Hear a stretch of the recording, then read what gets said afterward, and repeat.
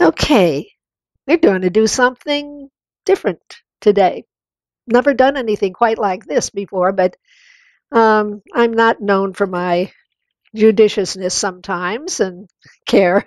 Just kind of plunge ahead. Now, this is for those folks who are looking at us on the computer, and also for anybody in the audience who does not have a little pad, a pencil, and a piece of paper. Could our usher bring some more to the front of the room? And while they're doing that, would the folks who are looking at us streaming please get a piece of paper and a pencil? And I want you to draw on your 8.5 by 11 sheet of paper this same form here, a box with a circle in it and a smaller circle in that. Can everybody see that? All right? Okay. Is anybody a good printer? I mean, a good printer, because I'm not a great printer. No, somebody likes to print. I bet you. Okay. Our award-winning teacher. Here we go. Okay. All right. Like I said, this is something different. I'll tell you how it came about first. Melanie Hollis and I were talking. She's not here today. She's at the dog show with her doggies. And she told me about something that she teaches other teachers. And that's something called thinking maps. Well, what the fire are thinking maps? Well, this is one of them actually, but uh, what they do is they help us organize our thoughts about something. Uh, you know, it's a fascinating thing as I've thought about it and thought to myself, most people are visual people. Some people are auditory and other people are just kinetic. They've got to touch things. They've got to handle things, and that's how they learn. That's the way the information comes in. But most people are visual. But this is a way to make the subject of God visual and concrete. God is invisible, but how we think about him can be a very visible thing. So this is going to be a helping aid, a way to see how you relate to God and God relates to you, both in the past and in the present. Okay? Um, Concrete, yeah. Okay, thank you very much. Here we go. Thanks so much for that. It's good. Now, I do have no idea how long this is going to take. It might take 5 minutes. It might take 15 or 20. I do not know because I haven't done this before. So this is an adventure. We're going to embark on it together. Okay? We're going to be defining God. So let's put God right here. And you put God in the upper part of your circle too. Okay? And write small because there's going to be a lot that we're going to be talking about. Now, what I want you to do is understand that this box here actually is what is known as a frame of reference. It's context. So what is our frame of reference when it comes to God? Specifically, what is your earliest remembrance of hearing about God? Where did you hear about God? Maybe it was at home. Maybe it was at church. Think about it. Did they say grace at home? Now, for me, it was always at church. That's where my folks didn't talk about it very much. So it was at home. It was at church, rather, that I heard about it. Think about that. And note for yourself where you might have first heard about God. Happened so long ago, you probably can't even remember. But it's really interesting to think back and try to remember. Now, for some families, there wasn't any church. Nobody ever talked about God except maybe when they said GD it. And that's when they heard about God. Profanity, in other words. So if that was the case, then jot that down, because this is a portrait of you. This is how you have related to God, and God is related to you. Okay? Jot down where you first started hearing about God. Okay? In the inner circle? No, where you started hearing about God is going to be up here. Yeah, right in there. So it could have been church, it could have been home. Jot it down.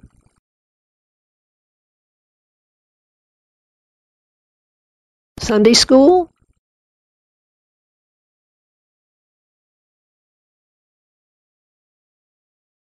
And also jot down whether this was a positive or a negative experience.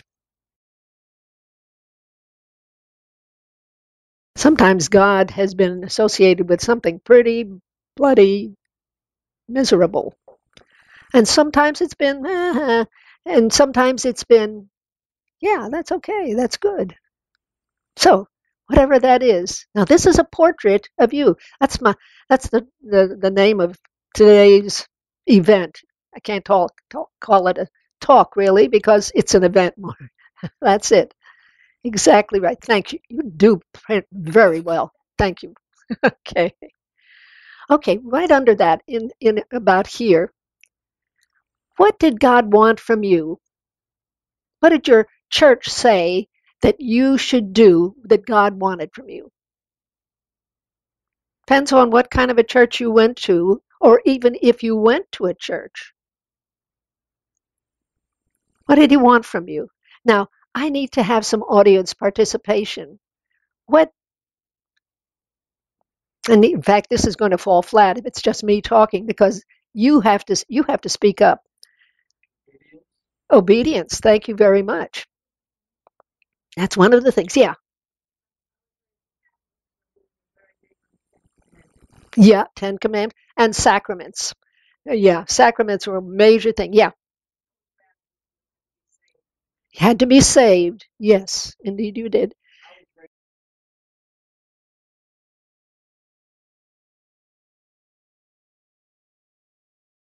Television evangelists. What did they say? Money. By all means, money. Be good to one another. Yeah, that's really a good one. Yeah. Repent. Yeah, that's one of them. Exactly. Forgiveness of sins. Yeah, penitence. I'm okay. All of those things. Now, if you went to a Baptist church, he wanted you not to dance and not to have fun. Excuse me. Not to drink. Not to hmm? No clapping. No clapping.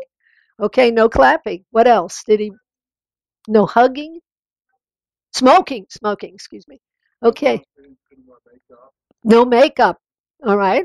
That's what God wanted. No playing cards. Right. Okay. No red ties for men. Nothing red. Okay. Anything else? What did God want from you? Now this is for you, your eyes only. So you write down what exactly God wanted from you. Okay. I know as a Catholic, because I was raised a Catholic, God wanted the sacraments from me. Had to go to church every Sunday, or it was a mortal sin, that sort of thing. So, but another question: what did God think of us? How did He address us? Can you think of something? How?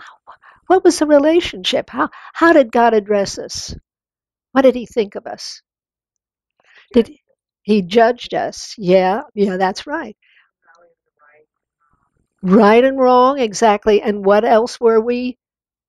Sinners for lots of us. Yeah. Original sin and then everything else you might have done that was wrong. So what God wanted from you, that's good. Right in here in the side, except you have a little more room than we have up here. That's fine too. So that's what God wanted from us. He wanted us to realize that we were sinners, that he judged us. He was not a very happy God. He was sometimes angry at us and unapproachable to us. Indeed, what for those people who didn't have any kind of religious upbringing, what did society want from them?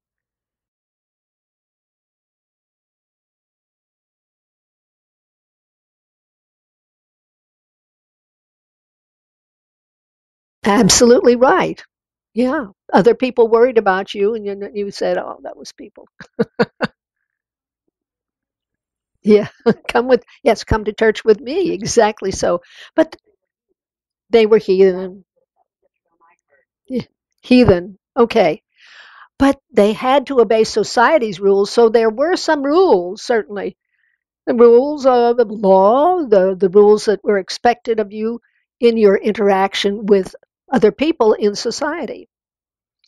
Now, let's think about what we once thought about God and what we expected God to want from us and how we look at it now, because it's very different.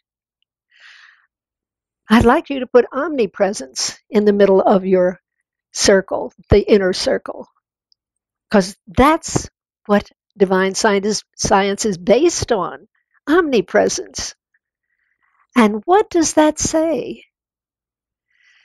Let's start talking about what an omnipresent God is like. Now, anybody who's taken a fundamentals course or read the fundamentals books knows all about this.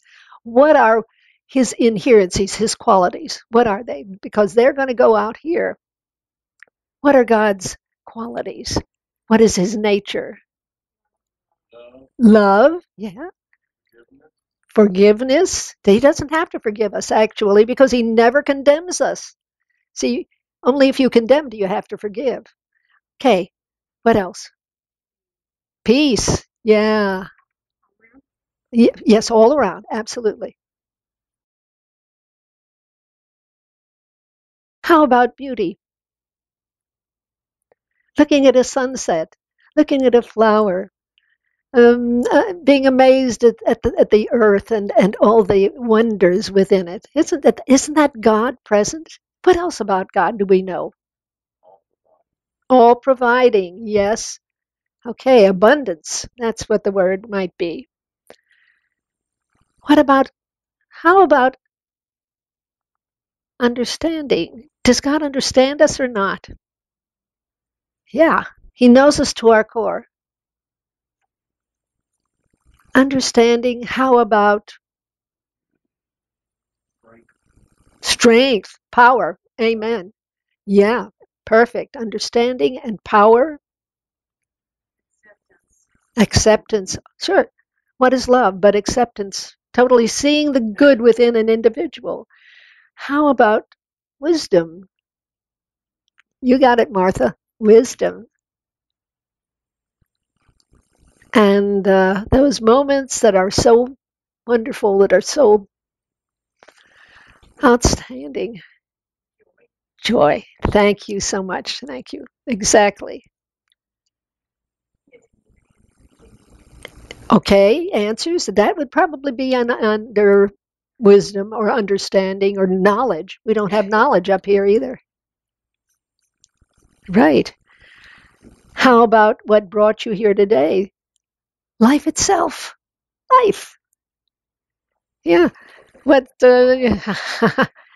what keeps you erect in your chair? Life itself. And that's God. Absolutely. And no judgment, but no hell either. No hell. Yeah. Doesn't hurt.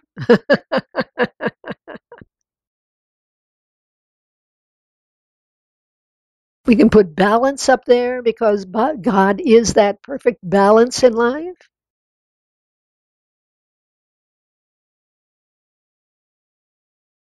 Okay, now what I want you to write down is The best experience I've ever had in my life. Think about it. Just put best and then fill in the blank. The best experience I've ever had. Where was it?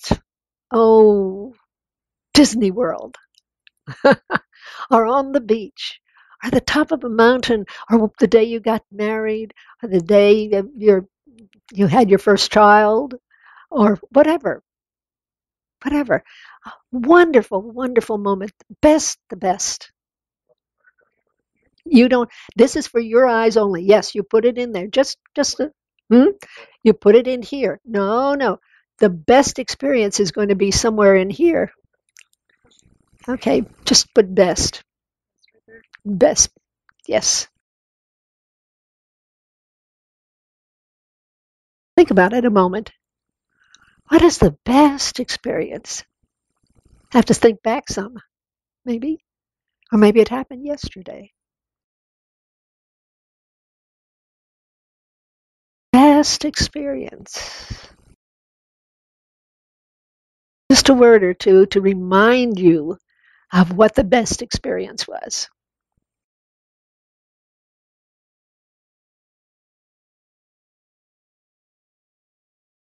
Now, maybe you need to work on it, the very best one. But I'll tell you, this will probably be easier. Put worst down in here. What was the worst experience? I mean, the worst, the heaviest. Somebody's passing, a divorce, bankruptcy, um, just finding yourself hopeless or helpless, whatever. What was the worst?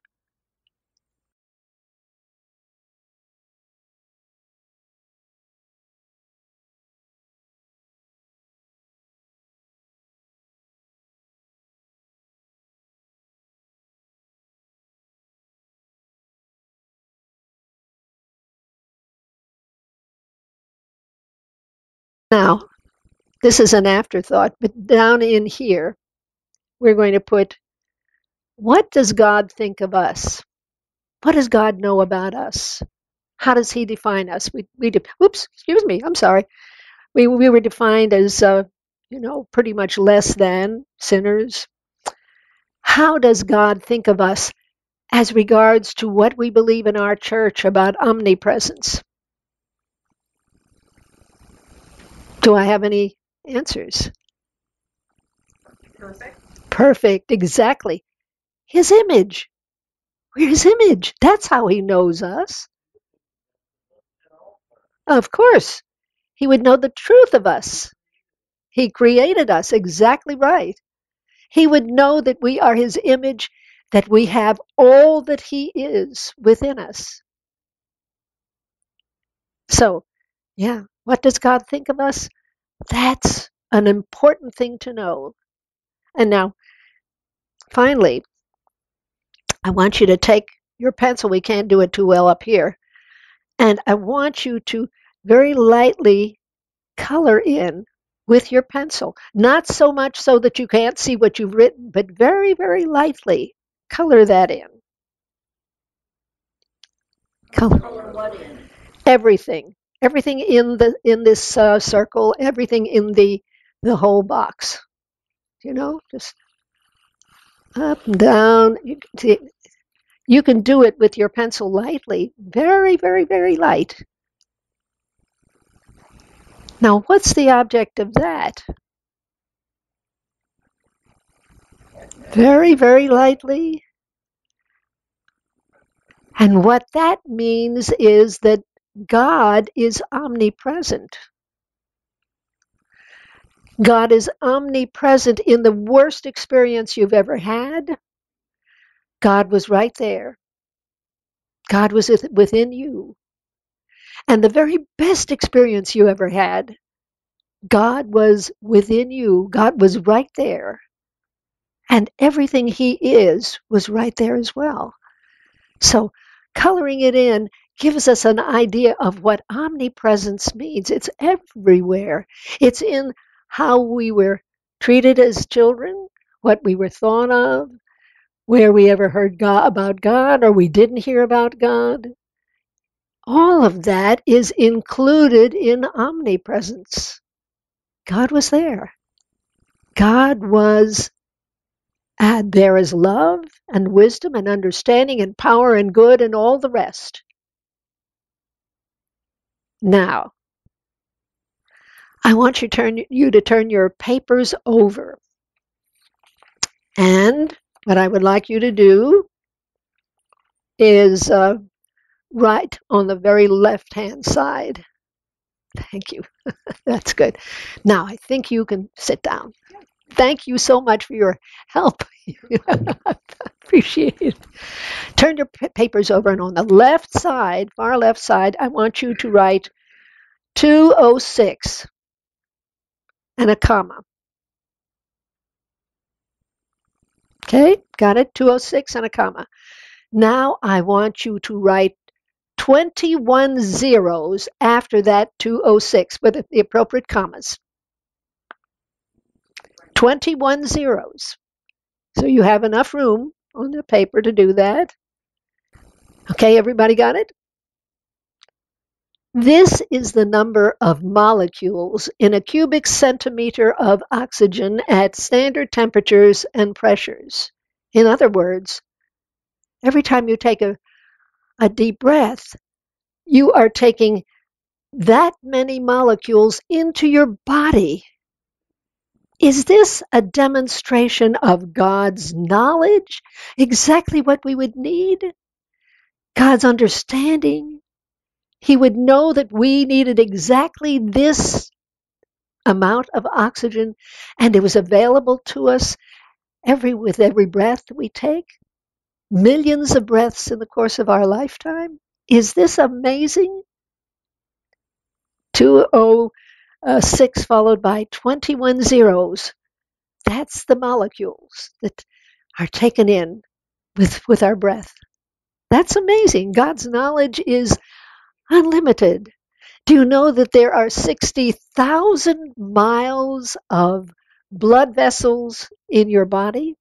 60,000 miles. How many trips across country would that be if it was laid from end to end? I don't know. I have to divide it. 60,000 miles. That too is God's wisdom in action right in the body. God's availability, God's planning. There are 10 times more bacterial cells in your bodies than there are human cells. And they're down here in our stomachs. They're not parasites, no. And for the vast majority of them, they are very, very good for us because they help us digest. They help us get everything out of our food that we need. What a wonderful thing. My goodness, they make life possible. Is that God's wisdom that's going on inside you all the time? The blood vessels, the bacteria, this kind of symbiosis between bacteria and ourselves. What wonder. What amazing thing. We live with bacteria inside of us. We don't know anything about it. And yet there are more of them than there are cells in our body. It takes just 1 minute for the heart to pump all of our blood through any one part of our body. 1 minute, 60 seconds. Is that power? That's power invested in us. That power of life. That power of activity in our lives. And that same power that gets us up off the chair, that gets us out of bed in the morning, that enables us to do what we need to do and make the decisions we need to make. God the good, omnipresent throughout life, in our bodies, in our experiences, in our relationships with others, in our work and our play. God right here within and without. Now that's a word picture. That's a little different idea, a little different approach to what God is and what God is in your life in those good times, those wonderful times, and the times that Well, they left something to be desired. All good, though. All good. The universe, we must remember, is not interested in revenge. It's not interested so much in obedience. It is interested in our learning, our growing, in our understanding of what God is and what He is in us, in our lives. We give thanks. We just give thanks for that, don't we?